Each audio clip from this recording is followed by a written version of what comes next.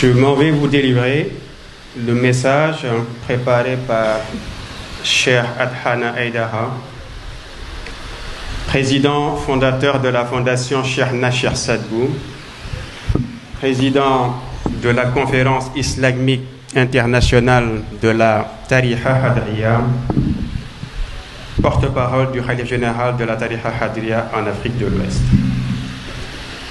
Un message qui porte sur l'empathie et la bienveillance pour faire face à la profusion de discours haineux de tous bords. Honorables membres de la famille chérifienne, Monsieur le préfet du département de Rufisque, Monsieur le président du conseil départemental de Rufisque, Monsieur le maire de la ville de Rufisque, Mesdames et Messieurs les maires des communes d'arrondissement du département de Rufisque, distingués chers et chers, chers disciples, sympathisants hadres, chers frères et sœurs en islam.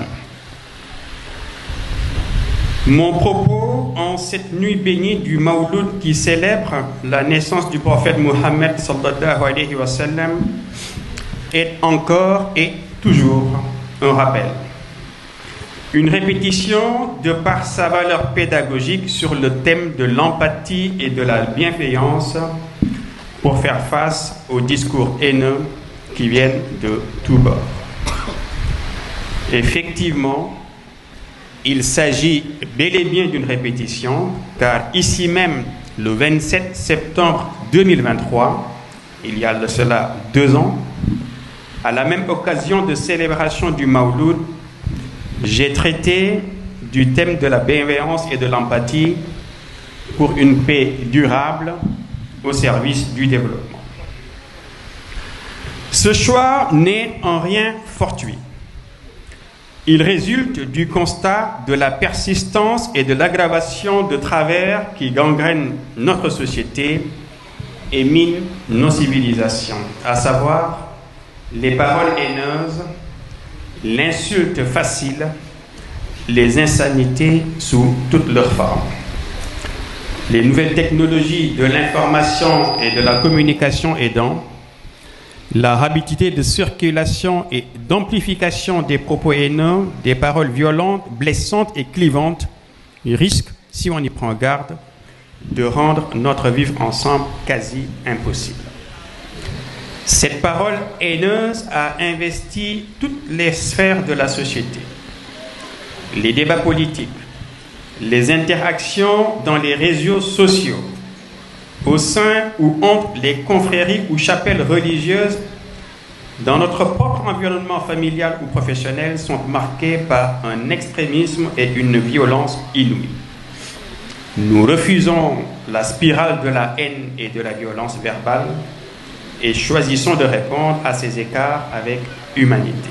Oui, nous avons fait le choix de l'empathie, le choix de la bienveillance, en puisant dans les ressources des religions révélées qui nous recommandent toutes et sans exception aucune de gérer les interactions avec nos prochains dans l'empathie et la bienveillance. Je disais ici même, il y a de cela quasiment 2 ans, jour pour jour.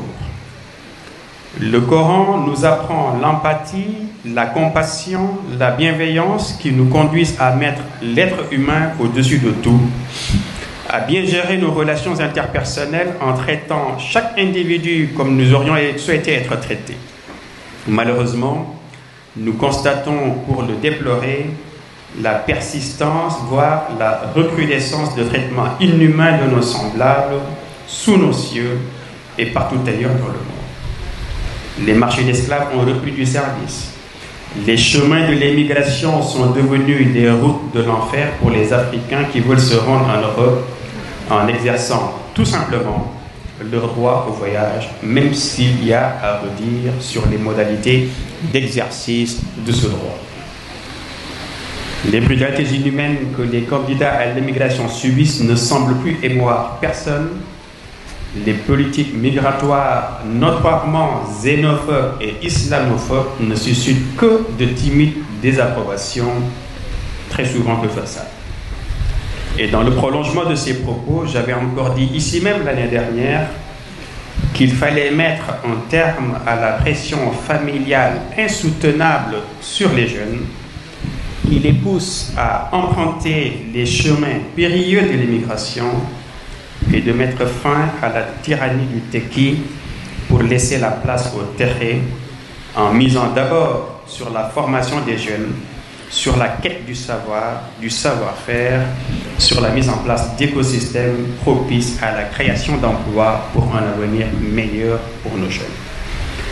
Les autorités religieuses doivent réaffirmer avec force le caractère sacré de l'être humain, les valeurs de rectitude, d'intégrité, de probité, de patience, de bienveillance, de justice et d'équité doivent être remises au centre de nos actions de tous les jours pour un développement durable dans la paix.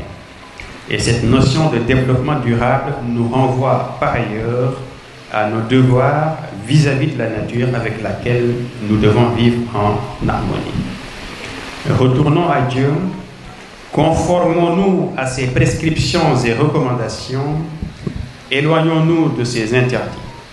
Il s'agit d'une constante qui date du prophète Adam jusqu'au prophète Mohammed sallallahu alayhi wa sallam, dont nous célébrons la naissance aujourd'hui, laquelle célébration étant encore une fois une occasion de rappeler à la communauté des croyants la nécessité de se conformer aux enseignements du prophète pour notre salut ici-bas et dans l'au-delà. Commémorer la naissance du prophète Mohammed sallallahu alayhi wa sallam, c'est rappeler à la communauté des croyants que le Coran, parole d'Allah subhanahu wa ta'ala, demeure encore et pour toujours le référentiel de la Oumma islamique. Se conformer en tout lieu et en tout temps aux recommandations divines, éviter ses interdits, se conformer à la sunna du prophète en œuvrant pour le bien de la communauté des croyants sans distinction aucune. L'appropriation par tous des valeurs incarnées par le prophète Mohammed sallallahu alayhi wa sallam est une exigence à laquelle tout musulman doit se conformer. Je citerai parmi les qualités qui caractérisent le prophète d'Allah les valeurs de rectitude, d'intégrité, de probité, de patience, de bienveillance, de justice administrée sans état d'âme, mais sans parti pris, quelles que soient les circonstances du moment. Une correcte appropriation de ces valeurs par tous, et en particulier par ceux qui ont la charge de présider aux destinées de nos pays, instaure ce climat de confiance mutuelle, gage d'une paix durable sans laquelle rien ne peut se construire. La célébration du Mawlud tire sa source et sa justification dans le Coran. Inna Allaha wa malaikatahu yusalluna ala nabiyhi ya ayyuhalladhina amanu sallu alayhi wa sallimu taslima. Le Seigneur Tout-Puissant et les anges ont prié sur le prophète. Et une invite formelle a été faite aux croyants à cet effet. Et c'est sur cette base que le Mawlud a été institué et célébré au Sénégal par nos illustres et vénérés ancêtres dans tous les foyers religieux du pays. Ils ont montré de fort belle manière la place exceptionnelle du prophète Mohammed sallallahu alayhi wa sallam auprès d'Allah, le maître de l'univers, qui en a fait le modèle parfait par excellence, la source purifiée du savoir, la porte de la félicité, des bienfaits, des prières exaucées ici-bas et dans l'au-delà. Allah dit dans les 5 premiers versets du Coran, Alif Lam Mim, voici le livre qui n'est sujet à aucun doute. C'est un guide pour ceux qui craignent le Seigneur, ceux qui croient à l'invisible, qui s'acquittent de la salade, qui effectuent les œuvres charitables sur les biens que nous leur avons accordés. Ceux qui tiennent pour vrai ce qui a été révélé à toi et à tes prédécesseurs et qui croient fermement en la vie future. Ce sont ceux-là qui suivent la voie tracée par le Seigneur. Ce sont ceux-là qui connaîtront le vrai bonheur. Il n'y a pas de doute sur le fait que l'ensemble des arguments qui montre que Muhammad sallallahu alayhi wa sallam est la meilleure des créatures, ne devrait pas faire l'objet d'un débat pour les hommes, car les prophètes qui ont précédé Muhammad, les animaux et même les pierres ont annoncé la venue du prophète, et de grands écrivains, des savants et scientifiques de renom ont fait des témoignages élogieux sur la grandeur du prophète sallallahu alayhi wa sallam. Le Coran, qui est le livre saint qu'Allah a transmis au prophète, est le dernier et le seul qui est resté inchangé et ne subira aucune altération et pour toujours. C'est Dieu lui-même qui en est le gardien, malgré les tentatives multiples d'atteinte à son intégrité qui foisonnent sur la toile. Ceci nous conduit d'ailleurs à tirer encore une fois la sonnette d'alarme pour un usage vigilant des textes soi-disant coraniques que les ennemis de l'islam font circuler sur Internet. Pour terminer, je vous renouvelle à toute la communauté musulmane mon rappel pour une crainte révérentielle de Dieu, pour le respect scrupuleux de ses recommandations. J'exprime mes remerciements et j'adresse mes ferventes prières à l'ensemble des membres de la famille chérifienne. À Son Excellence, M. Bassirou Diomaye Diakhar Faye, président de la République du Sénégal, à M. le Premier ministre Ousmane Sonko et à l'ensemble des membres du gouvernement de la République. Je renouvelle mes remerciements à l'ensemble des autorités administratives et locales du département de Rufisque.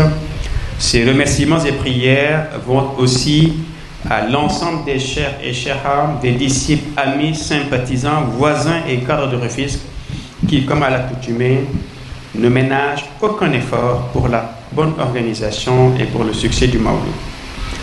Que le Tout-Puissant continue de garder le Sénégal et de nous gratifier de ses multiples et immenses bienfaits. Je vais profiter de l'occasion pour terminer, pour annoncer que la Fondation Cheikhna Cheikh Saad Bou, première organisation non gouvernementale islamique à vocation internationale, célébrera à compter de ce Mawlud 2025, et ceci jusqu'au Mawlud 2026, ses 40 ans d'existence au service de l'humanité. Pendant cette période, nous présenterons les multiples projets et réalisations de la Fondation Cheikhna Cheikh Saad Bou dans ses différents domaines d'intervention. Dans ce cadre, nous déroulerons un programme d'activités allant de l'organisation de colloques, de conférences, de séances d'exposition d'ouvrages, de projections de films documentaires sur la vie et l'œuvre de Cheikhna Cheikh Saad Bou et d'autres activités.